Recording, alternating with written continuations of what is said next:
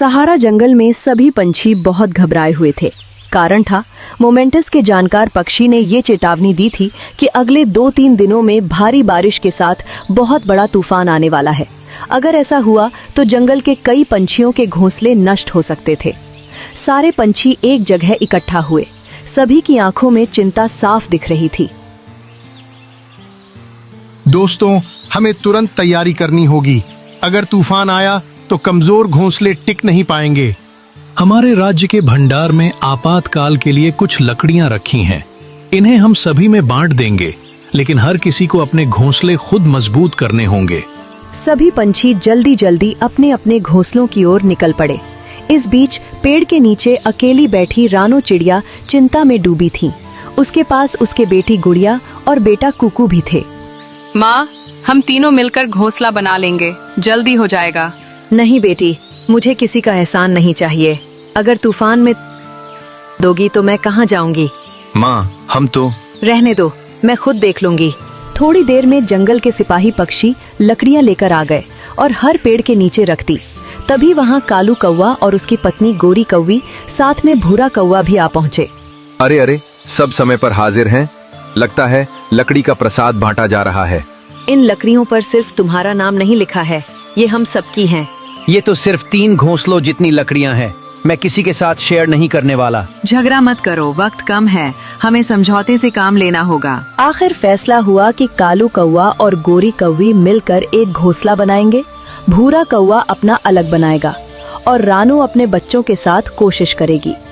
गोरी और कालू लकड़ियां लाने और घोंसला बनाने में जुट गए, लेकिन भूरा चुपके चुपके रानो की लकड़ियां उठा रहा था और रानो भी बिना बताए उसकी लकड़ियां खींच रही थी।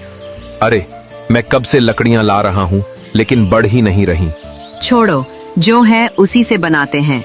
आखिरकार कालू और गोरी का घोंसला तैयार हो गया। इसे देख रानो उदास होकर बोली, मेरे पैर में मोच आ गई है, अब मैं अपना घोंसला कैसे बनाऊंगी?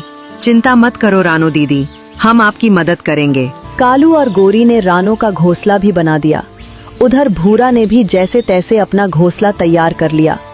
अब कालू ने अनाज इकट्ठा करने का सुझाव दिया और 4 दिन तक मेहनत कर उन्होंने काफी अनाज जमा कर लिया। लेकिन जैसे ही रात हुई, तेज बारिश और तूफान ने जंगल को घेर लिया। बिजलियों की चमक, हवाओं की गूंज और पानी की धाराओं से पूरा जंगल थर्रा उठा। सुबह होते होते जंगल में कई पेड़ झुक गए, कई घोंसले टूटकर गिर गए। भूरा कौवा अपने घोंसले में सो रहा था, लेकिन तभी उसने अपने पैरों में ठंडा ठंडा पानी महसूस किया। ये क्या? मेरा घोंसला तो पानी में डूब गया। वो जल्दी से ऊपर वाली डाल पर चढ़ गया, लेकिन पानी लगातार बढ़ रहा था। थोड़ी ही देर में उसका घोंसला बह गया। रानो, दरवाजा खोलो, मेरा घर डूब गया है। रानो ने उसकी आवाज सुनी, लेकिन दरवाजा नहीं खोला। मदद मांगने आए हैं, कल मेरी मदद करने से मना कर दिया था। निराश होकर भूरा कालू कौवा और गोरी कौवी के घोंसले के पास पहुंचा। गोरी, कालू, दरवाजा खोलो, वरना मैं मर जाऊंगा। जल्दी अंदर आ जाओ भूरा, बारिश अभी भी तेज है। तीनों खिड़की से बाहर देख ही रहे थे कि अचानक रानो की चीख सुनाई दी। बचाओ बचाओ, पानी मुझे बहा ले जाएगा, हमें उनकी मदद करनी होगी। लेकिन उन्होंने तो भूरा की मदद नहीं की थी। मुसीबत में फंसे की मदद करनी चाहिए, चाहे वो दुश्मन ही क्यों ना हो। कालू और गोरी तुरंत बाहर निकले। कालू ने पेड़ की लंबी डाल पकड़कर रानो को खींच लिया और सुरक्षित अंदर ले आए। गुड़िया और कुकू अपनी माँ को देखकर रो पड़े। बेटा, अगर तुम लोग नहीं होते तो मैं तो खत्म हो गई थी। लेकिन तभी एक तेज लहर आई और कालू गोरी का घोंसला भी पानी में टूटकर बहने लगा। सभी जैसे तैसे एक ऊंची डाल पर चढ़े ही थे कि भूरा पानी में डूबने लगा।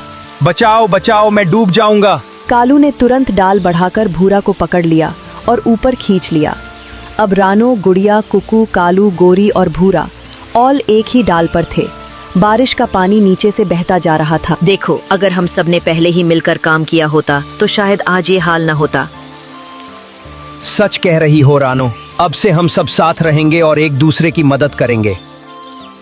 तूफान धीरे धीरे थम गया। जंगल के पंछियों ने मिलकर फिर से घोंसले बनाए, लेकिन इस बार एक नया नियम बना, कभी भी मुसीबत में किसी को अकेला नहीं छोड़ेंगे।